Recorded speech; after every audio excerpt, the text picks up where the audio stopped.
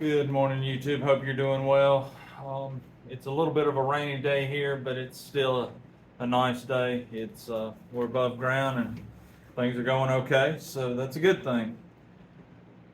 So the last project I did was the production project, making the sleeves, and we've got them just about done. So last time we faced the ends and made sure that it was the right height using the height gauge. So all that's done. I went on and bored the interior diameter, so that's done. And now we need to get the OD, or outside diameter, to the right size. There's a couple of ways I could do this.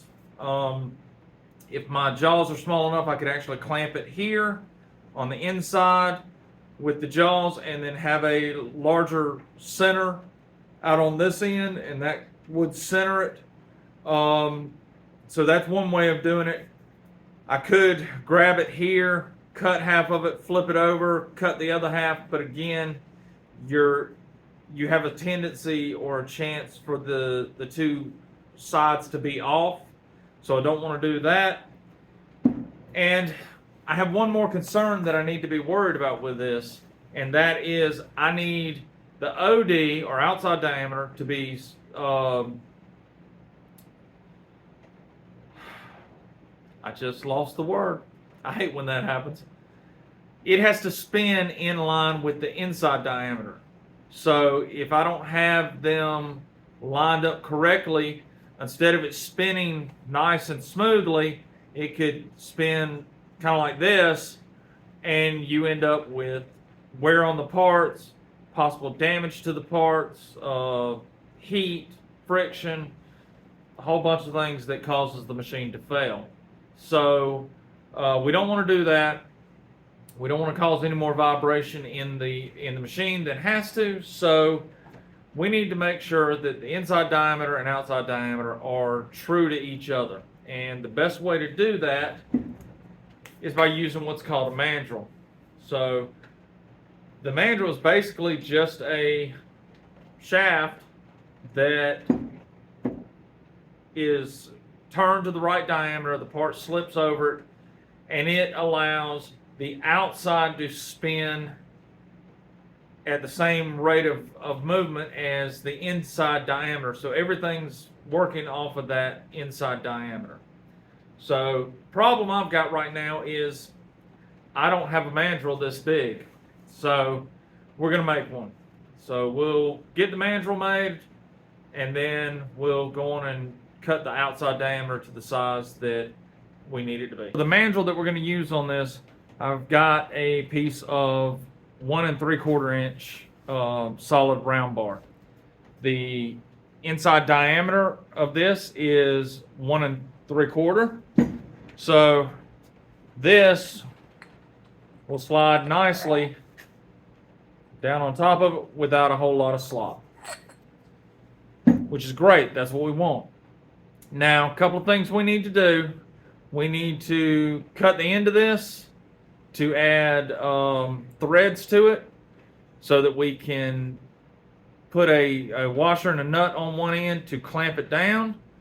And as you can see, there's nothing to keep it from sliding back on the mandrel. So I'm going to turn this edge slightly down. We're going to put a retaining collar on this end of it, and then we'll drill and tap the other end of it, and drill and cut threads into the other end of it so that we can put that nut on and get that done. As you can see, I've already faced and centered the end. Now it's time to cut it down and thread it for the nut that we're going to be using to retain it. All right, so I've looked through my bin. I really don't want to waste time going to the store to get a 1 1/2 inch nut or a 1 3/4 inch nut or something like that. So I'm using the largest nut I can find that I've got on hand, and that's this. It is a 1 inch by 12 inch, 1 inch by 12 thread per inch nut, and this is one of my test nuts for when I do threads. So I know it's right. Using it on a mandrel just allows me to use a couple of things. It's kind of weird. I have 4 or 5 test nuts for when I do threads right now, and the shop I work for has probably 2 dozen that they use. And sometimes it's hard. We try to keep tags on the nuts to tell what they are, what the thread pitch is, and things like that. And it takes a little bit of time. This is what I've started doing. I don't know if you can see that or not. So I took a die grinder and ground into it. It's backwards for y'all. 1 inch.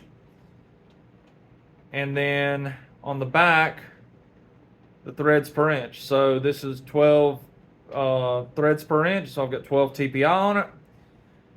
So I took a die grinder, cut that in, and then I just used some red epoxy so that it would stand out when I looked at it. That way I don't have to worry about, man, what thread is this? What size nut is it? I can look at it, grab it quickly, and go to work on it. I've had this one for almost a year now, and I can still read it really well. I don't have any problems with it.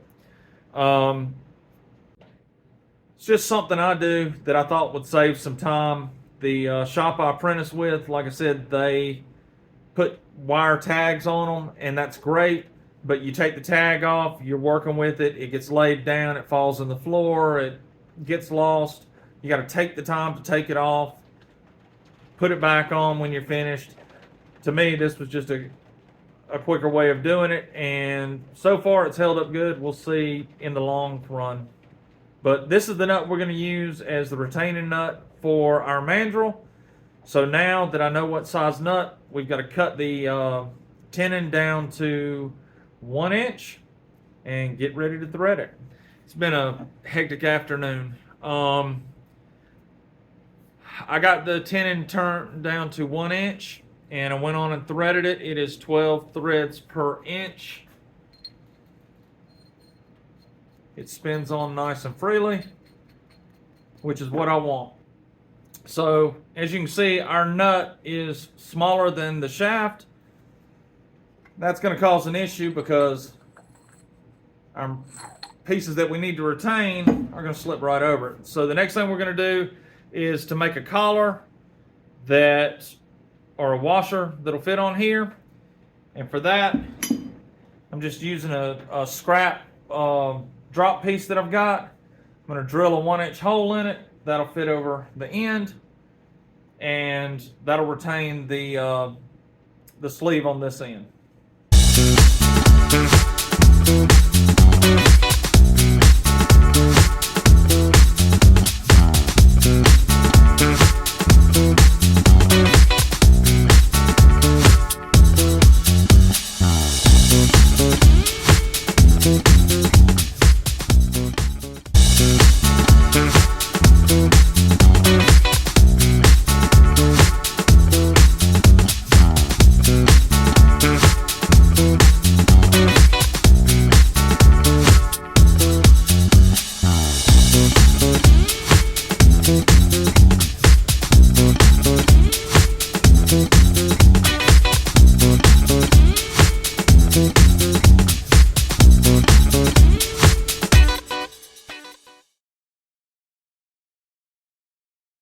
Last thing I'm going to do is I've chucked the mandrel up in the LeBlanc lathe, and I'm going to clean a little bit of this area, about 1.5 inches, 2 inches off.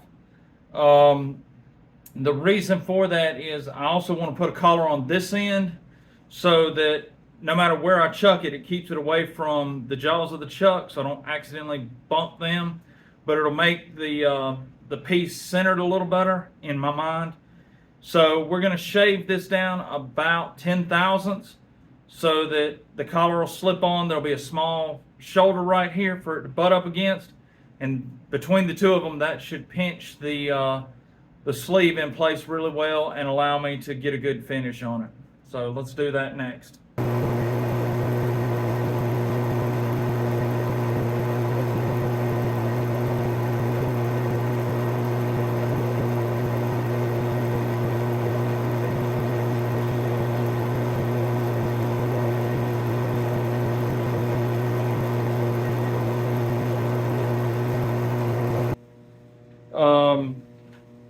1-inch tenon with a 12 pitch thread on it. We've turned this end down slightly, made a collar that will slip up over it like that.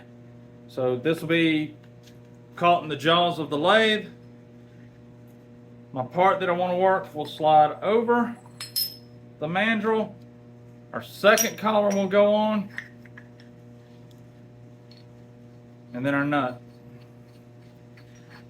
So the only thing left to do is I need to turn these pieces down, but I can do that while I'm getting this piece cut. So that's it. It's not the only way to make a mandrel, it's just the way that I was taught. It's the type of mandrel I use, so hopefully it'll work well for what I need to do. I'm going to get it chucked up in the lathe in a LeBlanc, get it zeroed, and get to work. So let's see how it goes.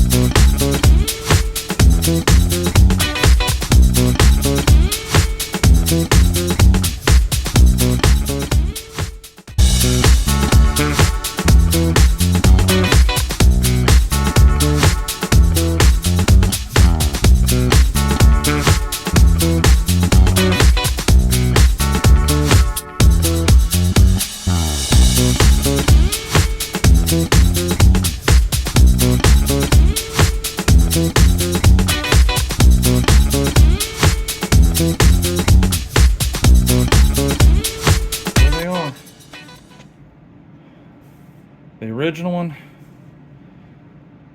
the 6 pieces we made, and the mandrel, it did a good job. It did exactly what it was supposed to. So the mandrel worked out great. Didn't have too many problems with it, but in all fairness, there's a couple of things. You can see I cut a bevel back on this side. That allowed me to have clearance to make sure I didn't end up with a big burr on the other end. And then, of course, this end was the same as this one, but I ground it down. And it's actually ground down smaller than the diameter of the metal that I was working with. So that way I could get a clearance and I could round the edge on it. Threads worked great. So one of the things I had to do, I had to redo the center in the end of the mandrel. So the piece will be held between the jaws here and a center or a pointed tool that would fit in that opening, and that keeps it centered, it keeps it running smooth. Well, if this end or one of the ends is out of tolerance or out of being in line, then it creates a wobble in it, and so you end up with a part that is either egg-shaped or it's undersized, oversized on one end. So I had to fix that. And the way I did it, I actually had to go back and use a cutting tool that was cut a specific way to recut this. I couldn't use a center drill because it would have just followed the original hole that is out of line. So you actually have to cut a new center into the end of it. So, learning experience, figured it out, we got it done, and everything worked out good. So all 6 of them are done. I'll get them off to the person that needed them. The mandrel will go in the toolbox and stick around for another job if I need it down the road. It's been a long couple of days. We've worked real hard to get this project done, and I appreciate you being around. I appreciate you being part of the journey on it. For the new subscribers, thank y'all for following. Thank you for being part of it. You know, I couldn't do the filming part. There'd be no reason to do it if y'all didn't follow along with me. So I greatly appreciate that. It's not fun being in a shop by myself. I like to talk, so I've got y'all to talk to, so that works out. older subscribers, thank y'all for being here. Thank y'all for following and being part of it for this long. I really appreciate it. Means a lot. So, hope y'all have a wonderful day. Happy holidays. Thanksgiving's coming up, 2023, and Christmas is going to be right there behind it. So, be safe. Take care of your family. Spend time with them. Love them. Hug them. God bless you. Hope you have a great day.